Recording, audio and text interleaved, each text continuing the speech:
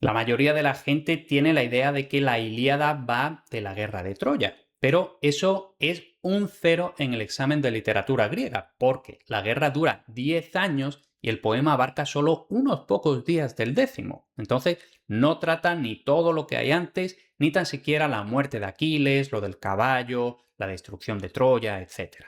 Por supuesto, el marco es la guerra de Troya, pero la Ilíada es un poema sobre la cólera de Aquiles. Todo lo que se recoge es consecuencia de esta cólera. Así que vamos a hablar de ella, de si está justificada según la moral de los héroes homéricos o si por el contrario es una pataleta de niñato mimado, y para entenderlo hay que hablar de dos conceptos claves de esta moral heroica: la timé y el kleos, el honor y la gloria.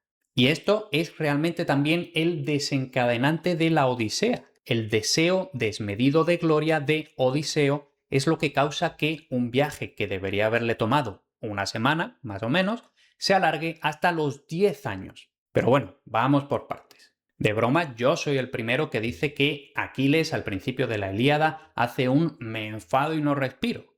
Pero vamos a ver que su actitud, de hecho, sí que está justificada. Ya hemos dicho, la Ilíada trata la cólera de Aquiles. Y un matiz importante es que la palabra que se usa en griego, menin ai de cea, no es una palabra genérica para cólera. Menis es la palabra que se usa para referirse a la cólera de los dioses, con lo que ahí el poema, desde literalmente su primera palabra, te está diciendo que Aquiles es especial entre todos los héroes. En cualquier caso, ¿por qué esa cólera del pelida Aquileo, cólera funesta que causó infinitos males a los aqueos y precipitó al Hades muchas almas valerosas de héroes? Sí, porque Agamenón le quita a Briseida, que es su recompensa, su trofeo. Y si nos quedamos solo con la película de Brad Pitt o con la canción de Aquiles de Madeline Miller, nos llevamos una idea equivocada, porque en la Ilíada Briseida solo habla con Patroclo una vez que ya está muerto, o sea, no hay mayor vínculo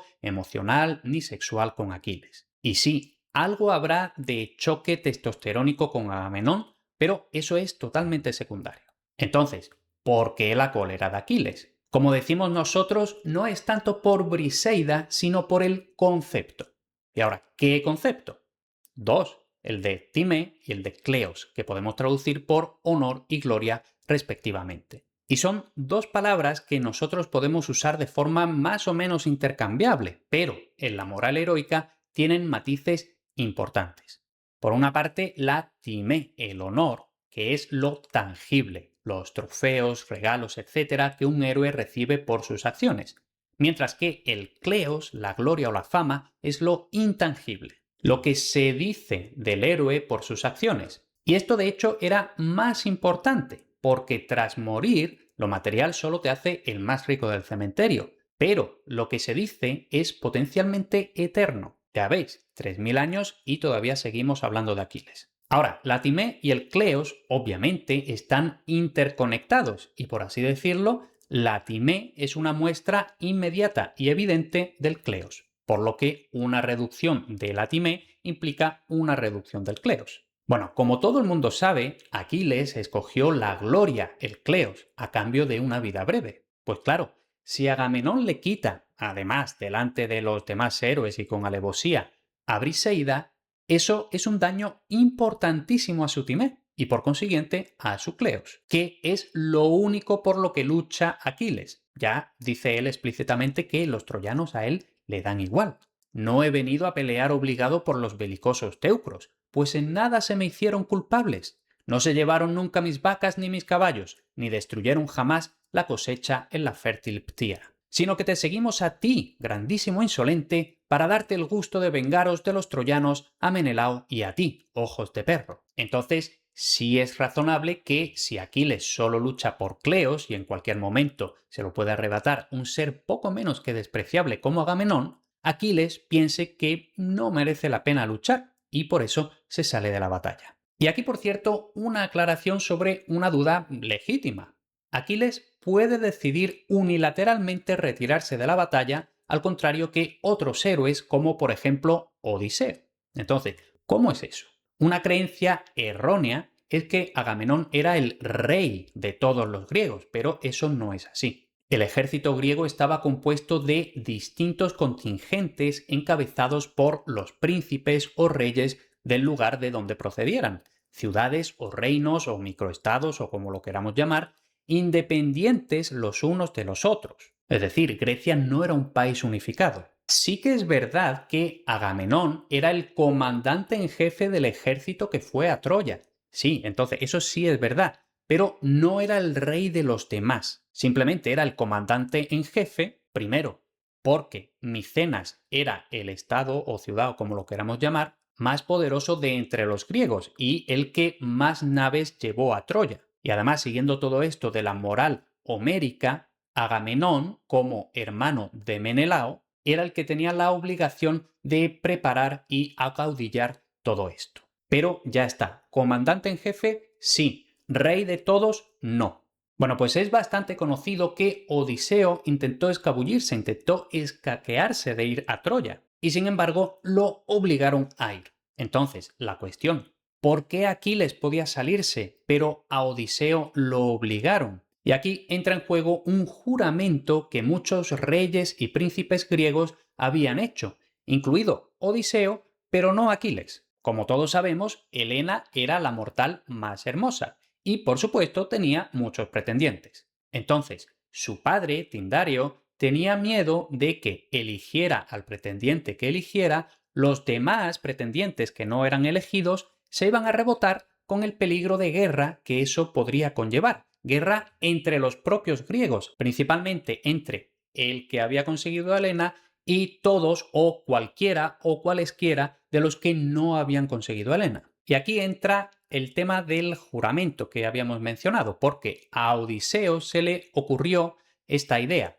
Antes de decidir, todos los pretendientes tenían que hacer un juramento. Básicamente, tienes que jurar respetar la decisión, pero especialmente en el caso de que el marido de Helena necesite ayuda, tú tienes que acudir a brindársela. Y solo aceptando ese juramento podías, por así decirlo, participar como pretendiente en esta especie de sorteo o concurso para ser pretendiente y potencial marido de Helena. Y como decía, la idea inicial era proteger al marido de Helena de otros griegos que pudieran rebotarse. Pero al final, quien causó daño a Menelao no fue uno de los otros pretendientes, sino Paris de Troya, cuando se llevó a Helena a Troya. Entonces, como Odiseo había jurado, tuvo que ir. Mientras que Aquiles no había jurado, sino que fue por el Cleos, la gloria, o sea, por él mismo, por lo que no estaba obligado a luchar más allá de su propia voluntad.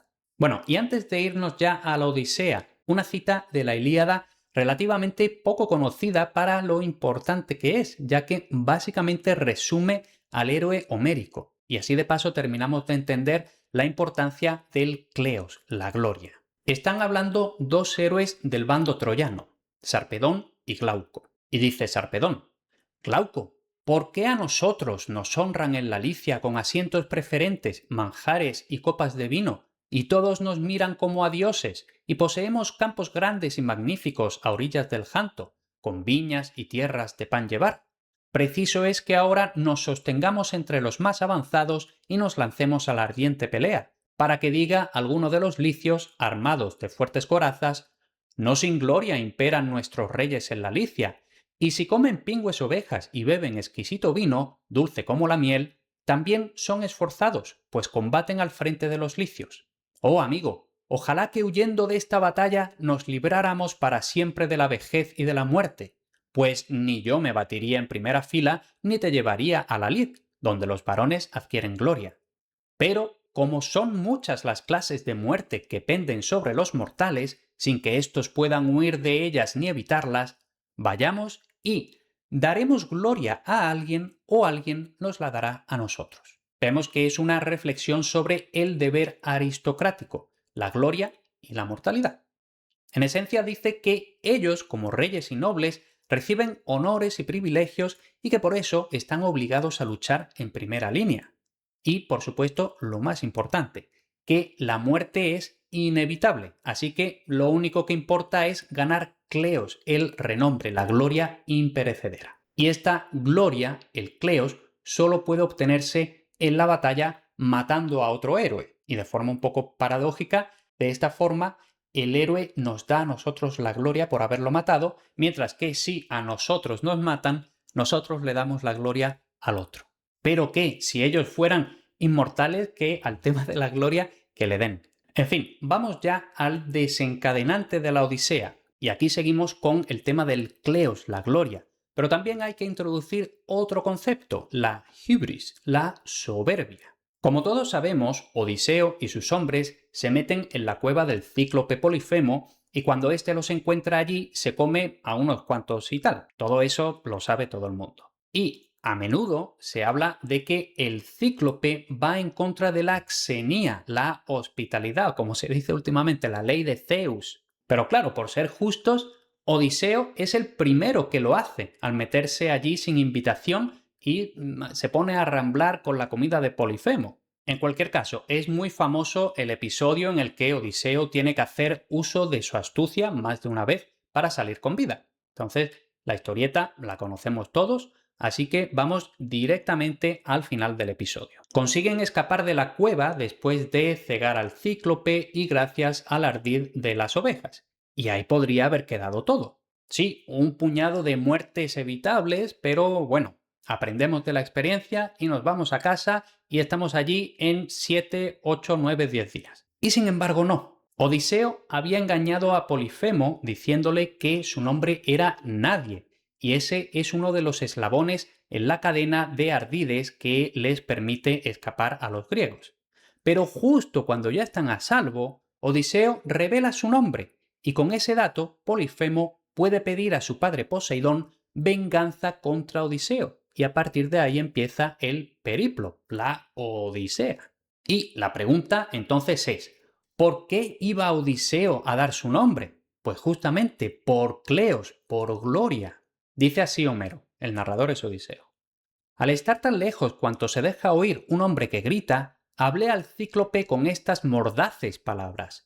Cíclope, no debías emplear tu gran fuerza para comerte en la honda gruta a los amigos de un varón indefenso. Las consecuencias de tus malas acciones habían de alcanzarte, oh cruel, ya que no temiste devorar a tus huéspedes en tu misma morada. Por esto Zeus y los demás dioses te han castigado. Hasta ahí, bien. Simplemente le está diciendo que lo que le ha pasado le está bien merecido por haber quebrantado la ley de la hospitalidad. Como digo, hasta ahí bien.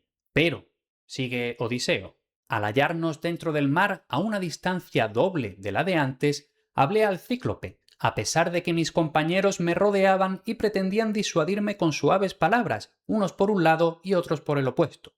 Desgraciado, ¿por qué quieres irritar a ese hombre feroz? Entonces vemos aquí que ya a Odiseo le entra la neura, se pone psicópata perdido. Incluso los compañeros que normalmente en el poema aparecen con el epíteto de insensatos, en este punto tienen razón. Y este punto es también una de las razones por las que en el resto de la aventura, mientras los compañeros siguen vivos, estos nunca terminan de fiarse de Odiseo. Por así decirlo, a partir de este punto empiezan a perderle el respeto. Por eso todo esto de abrir el saco de los vientos, etcétera, etcétera.